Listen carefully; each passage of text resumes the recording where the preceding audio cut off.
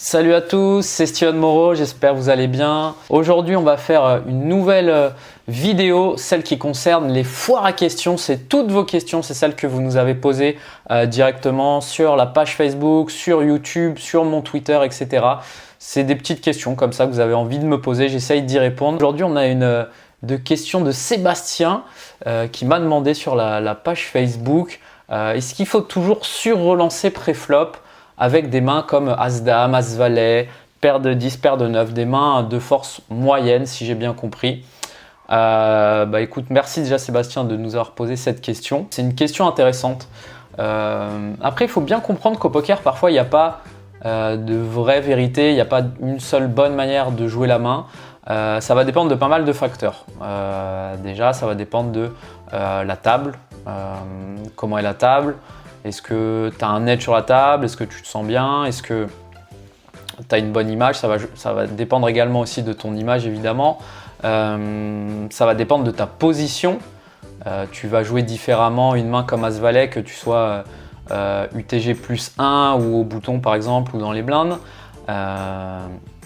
Et le plus important évidemment pour répondre à cette question, c'est ton stack. En début de tournoi avec 100 blindes par exemple de moyenne, enfin avec un stack à 100 blindes, je vais très souvent me contenter de payer, de jouer un coup en position, d'aller voir un flop et d'aviser ensuite. Après effectivement, si tu n'as plus qu'une quinzaine de blindes, une vingtaine de blindes, ça va être des mains avec lesquelles tu seras prêt à partir à tapis assez facilement. Des mains comme As-Dame, paire de 9, paire de 10, paire de Valet sur une relance pré-flop de blindes et demi. Si tu es à un stack de 15-20 blindes, tu peux vraiment partir à tapis assez facilement. Ça sera jamais mal joué, a priori. Donc voilà, ça va dépendre de ton stack, ça va dépendre de ta position évidemment. En début de tournoi, comme je te disais, je pense que je vais préférer me contenter de payer, de jouer small ball, entre guillemets, de contrôler la taille des pots. Par contre, en fin de tournoi, avec ces mains-là, je vais jouer de manière très agressive et je serai prêt à partir à tapis avec, à partir d'une vingtaine de blindes, je suis prêt à partir à tapis avec cette main.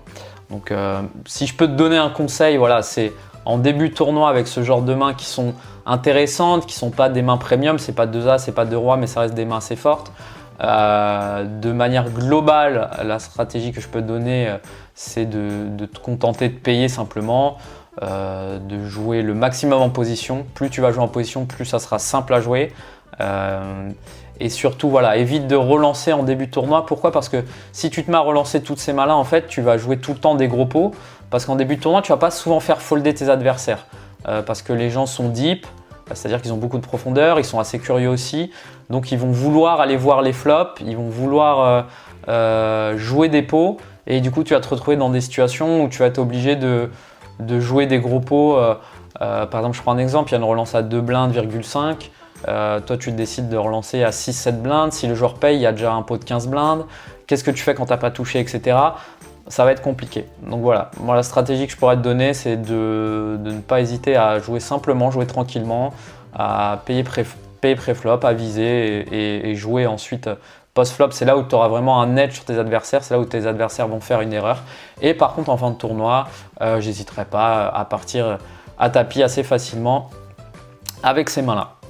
Voilà, c'était le petit conseil que je peux te donner, mais voilà, sache que vraiment, il n'y a pas d'une seule manière de bien jouer la main, mais je pense que dans une stratégie globale, en étant tight agressif, je pense que payer en début de tournoi reste le standard, surtout en position. C'est pas dérangeant de jouer des mains comme ça en position, et voilà. Je te remercie Sébastien pour ta question. Je vous dis à très vite sur pokergagnant.fr. N'hésitez pas, si vous aussi vous avez des questions à me poser directement, j'essaierai d'y répondre en vidéo. Vous pouvez me les poser directement sur la page Facebook de Poker Gagnant, sur mon Twitter, Gloop94, partout. Voilà, n'hésitez pas, sur YouTube aussi, sur la page YouTube. Et on fera environ 2 petites vidéos comme ça chaque semaine pour répondre directement à vos questions.